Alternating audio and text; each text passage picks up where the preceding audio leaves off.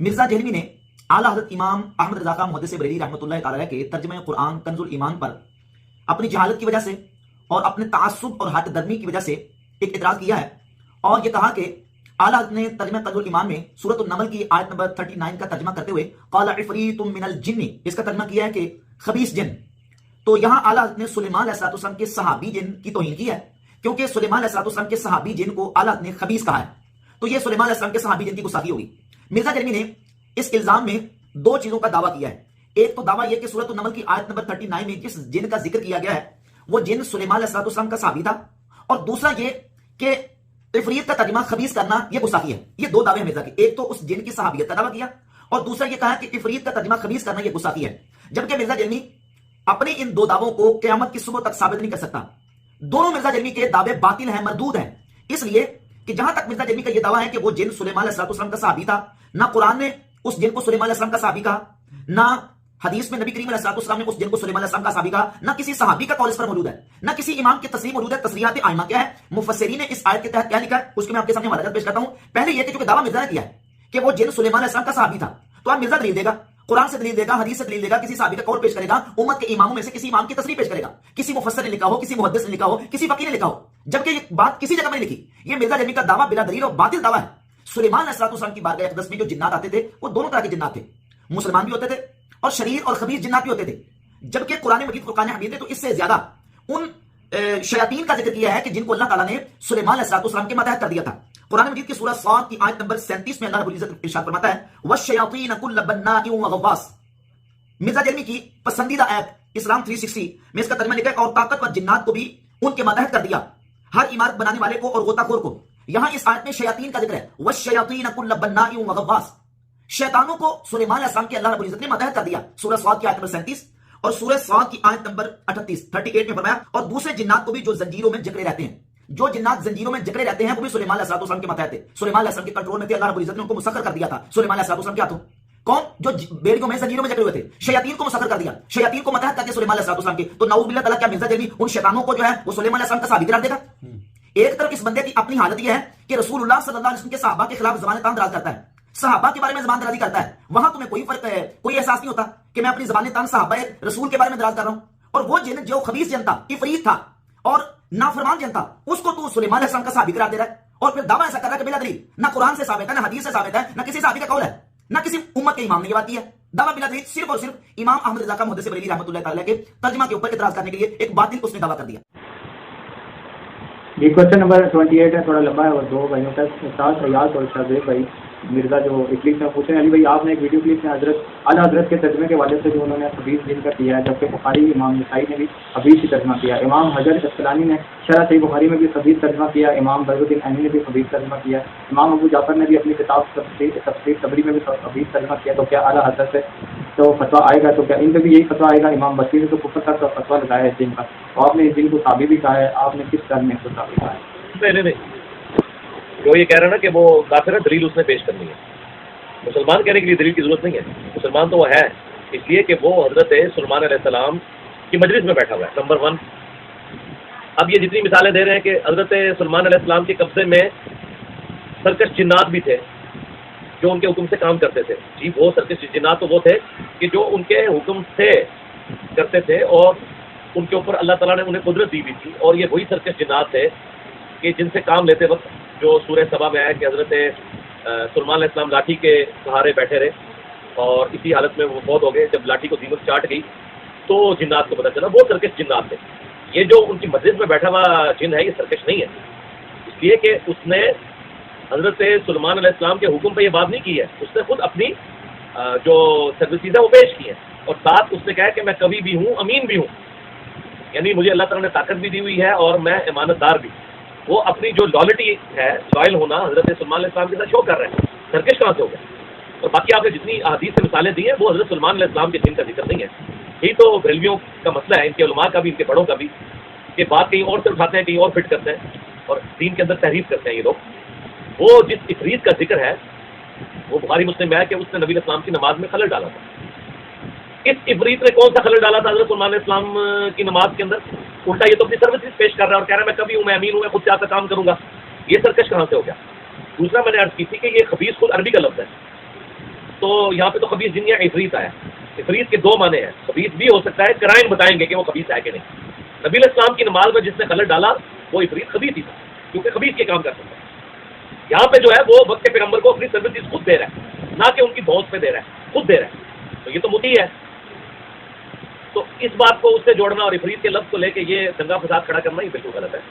وہاں پہ خبیث مانا عفریت کا اس وجہ سے کہ اس نے نبی علیہ السلام کی نماز میں خلل ڈالا، جو بخاری مسلم ہے. جو سورۃ النمل میں آیت نمبر 39 میں ہے تو خلل ڈالنے والا تو نہیں، وہ تو اپنی سروسز پیش کر رہا ہے. اس کو خبیث ثابت کرنے کے لیے آپ کو دلیل چاہیے، وہ دلیل پیش کریں. ٹائم قیامت تک ہے. صرف عفریت کا ایک معنی وہ بنتا ہے، تو پھر معنی تو آپ لوگوں کو بھی پتہ ہے کہ مکر کا ترجمہ جو ہے وہ اعلیٰ حضرت نے اللہ کے لیے تدبیر کر دیا ہے، اور دوسری جگہ انہوں نے کافروں کے لیے مکر کر دیا ہے. ادھر تو آپ لوگوں نے یہ ڈاکٹرین اڈاپٹ کی ہوئی ہے.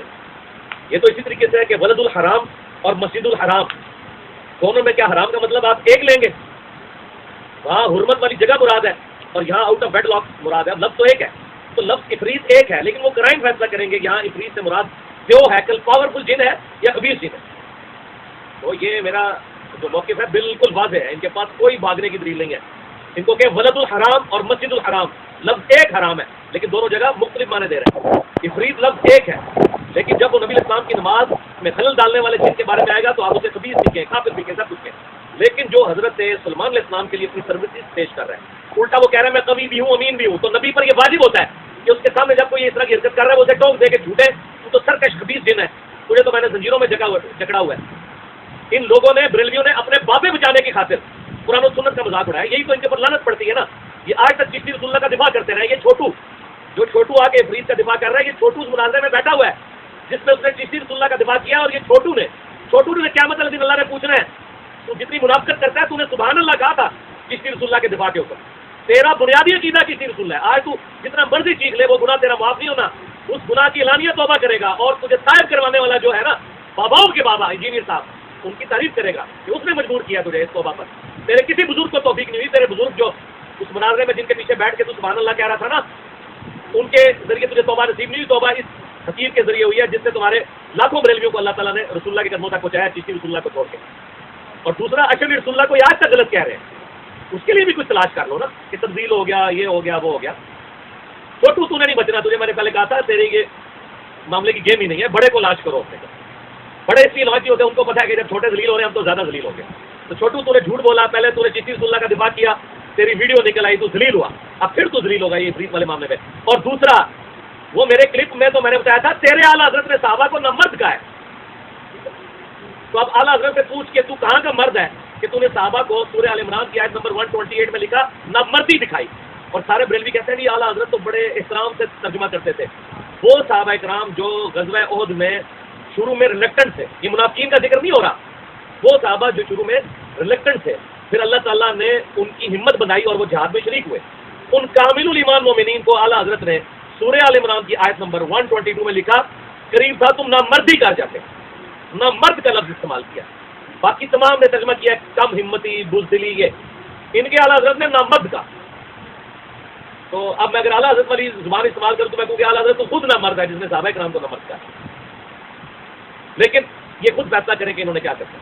تو یہ جو انہوں نے ڈھکوسلا بچایا سر جی اعلیٰ حضرت بڑا مؤدب ترجمہ کرتے ہیں، تو میں نے بتا دیا کہ سلمان علیہ السلام کے صحابی جو قوی تھا، امین تھا اور ان کا مطیع تھا، وہ خبیث نہیں تھا، اس کو انہوں نے خبیث جن لکھا. اور سب سے بڑی بات تمہارے اعلیٰ حضرت کے بعد کسی بھی بریلوی عالم نے اس کا ترجمہ خبیث جن نہیں کیا. لیٹ چھوٹو پکڑا گیا. پڑھ ترجمہ جا کے کرم علی شاہ صاحب کا، پیر کرم کا، انہوں نے عفریت کا ترجمہ عفریت کیا. باقی لوگوں کے ترجمے پڑھ کے دیکھو، کسی نے خبیث جن ترجمہ نہیں کیا. اور باقی فرقوں والے کے بھی ترجمے پڑھو، سب نے ترجمہ کیا جو ہے کل جن، کبھی جن، طاقتور جن. کسی نے حضرت سلمان علیہ السلام کے صحابی جن کو خبیث نہیں کہا. تو میں نے یہ پکڑ لی ان کی بات. خبیث خود عربی کا لفظ ہے جو بخاری میں دعا ہے اللہم انی اعوذ بک من الخبث والخبائث. اے اللہ میں خبیث جنوں اور خبیث جنیوں سے تیری پناہ میں آتا ہوں. ٹوائلٹ میں جاتے وقت کی دعا ہے. عفریت کا ترجمہ قرائن کے ذریعے ہوگا. یہاں قرائن بالکل سپورٹنگ نہیں ہے کہ وہ کوئی خبیث جن تھا. وہ تو اپنی سروسز پیش کر رہا ہے اور وہ مجبوراً بھی نہیں ہو رہا. وہ ساتھ کہہ رہا ہے میں کبھی ہوں، امین ہوں. اور نبی پر یہ واجب ہوتا ہے، یہ فقہا کا مسئلہ ہے کہ نبی پر واجب ہوتا ہے کہ ان کے سامنے کوئی غلط بیانی کرے وہ اسے ٹوک دے. تو حضرت سلمان علیہ السلام نے اسے نہیں ٹوکا. اس کا مطلب ہے حضرت سلمان علیہ السلام مانتے تھے کہ وہ کبھی بھی تھا اور امین بھی تھا. تو صحابی جن کو کہنے والا اب اعلیٰ حضرت رافضی نہ ہوا. اور دوسری طرف ہمارے نبی کے صحابہ کو وہ نمبر لکھ رہے ہیں. ٹائم قیامت تک ہے، زندہ مردہ نکال لو. میں نے بتایا میں بریلویوں کی دائی ہوں. اور دائیوں سے پیٹ نہیں چھپے ہوئے ہوتے. مجھ سے زیادہ بریلویت کا دفاع کس نے کیا ہوا ہے؟ میں آج بھی بریلوی بن جاؤں نا تو کوئی جو بندی اور اہل حدیث میرا مقابلہ نہیں کر سکتا سوائے ان کے کہ جنہوں نے میرے لیکچر دیکھے. میرے لیکچر اگر انہوں نے دیکھے, نہ کوئی زندہ وابی نہ کوئی مردہ وابی, اگر میں بریلوی بن جاؤں نا میرا مقابلہ نہیں کر سکتا. تو سرکار پھر میں تو وہ ہوں, تو میرے سامنے اگر کوئی بریلوی آئے گا تو بریلوی تو شاہ ہی کوئی نہیں.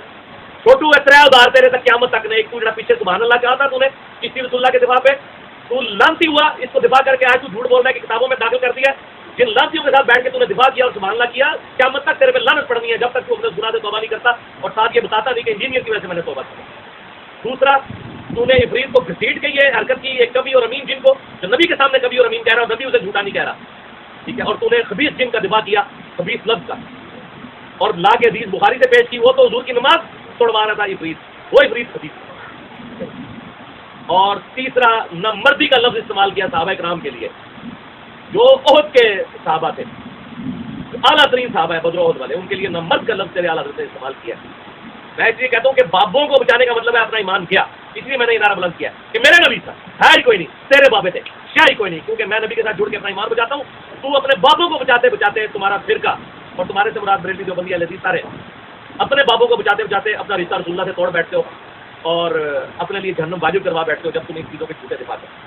یہ تین ادار رہیں گے انشاءاللہ قیامت تک, اللہ یہ کہ تو توبہ کر.